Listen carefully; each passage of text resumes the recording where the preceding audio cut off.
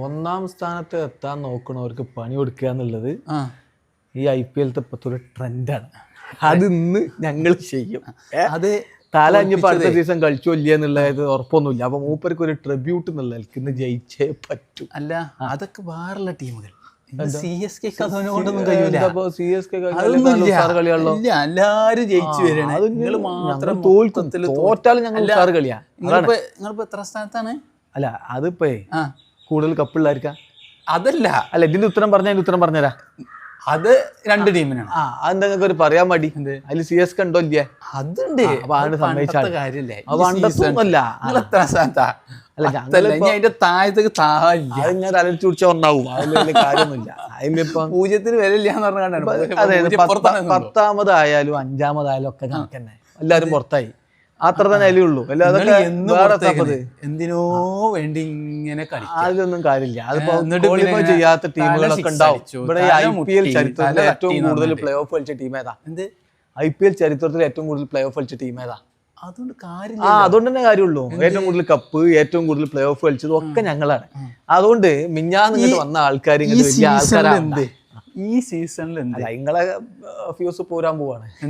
ഇന്നത്തെ കഴിഞ്ഞാൽ ബട്ട്ലർ പോവും. പിന്നെന്താ ബട്ട്ലറും സായി സുദർശനും ഗില്ലും കഴിഞ്ഞു. എല്ലാത്തും കഴിഞ്ഞ ആകെ കഴിഞ്ഞ കളി കളിച്ച് എന്നിട്ട് എന്തായി? ഇന്നലെ കഴിഞ്ഞ കളി 9 വിക്കറ്റ് 10 വിക്കറ്റ് പോയി. തീരുമാനമായി ഈ 3 ആൾക്കാർ കളിച്ചിട്ടാണ് ഇത്രയും കാലം ജയിച്ചുകൊണ്ടിരുന്നത്. എന്നിട്ട് ഷാരൂഖ് ഖാൻ അടിച്ചു പറഞ്ഞ ആ കളി എന്തായി? തോറ്റ്. അപ്പൊ അതാണ് പറഞ്ഞത്, ഈ 3 ആൾക്കാർ കളിച്ചുമ്പോ മാത്രം നിങ്ങൾ ജയിക്കണുള്ളൂ.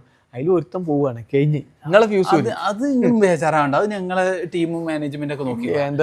നിങ്ങൾക്ക് ഇനി എന്തെങ്കിലും കാക്കാനുണ്ടാവും. ഞങ്ങൾക്ക് ഒരു മാനം പോയിട്ടില്ല. ഈ സീസൺ പോയി. ധോണിയാണ് ഞങ്ങളെ ക്യാപ്റ്റൻ. പിന്നെ എങ്ങനെ മാനം പോവാ? തല ക്യാപ്റ്റനാണ് ഒരു ടീം.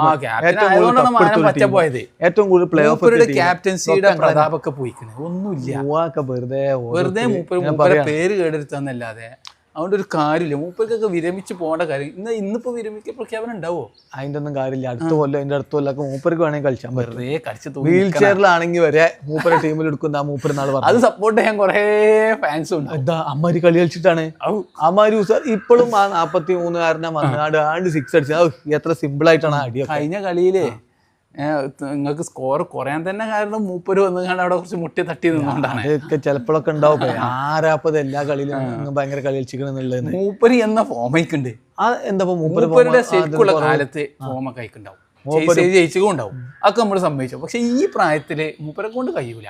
അതാണ് അതൊക്കെ എന്താ അറിയോ, നിങ്ങൾ ഈ ചരിത്രം ഉള്ളവരെ കാണുമ്പോ ഇല്ലാത്തവർക്ക് ഒരു ചോർച്ചില്ല.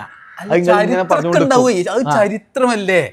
ചരിത്രമുള്ളവരെ പറയും. ഇല്ലാത്തവരും ഇങ്ങനെ ഓരോന്ന് പറഞ്ഞുകൊണ്ട് സച്ചിന് വലിയ കളിക്കാരനാണല്ലോ, കൽപ്പിച്ചാൻ പറ്റില്ല. സാറ് കളിയാണല്ലോ, ഇപ്പൊ ഒന്ന് കൽപ്പിച്ചാൻ പറ്റില്ലല്ലോ. അച്ഛൻ വിരമിച്ച് നമ്മളെ ധോണിക്ക് മനസ്സിലാക്കി കണ്ടേ കയ്യൂലെന്ന് വിചാരിച്ചാണ് ഇറങ്ങി പോകണം. അല്ല വെറുതെ ഇങ്ങനെ നോക്കിക്കലല്ല.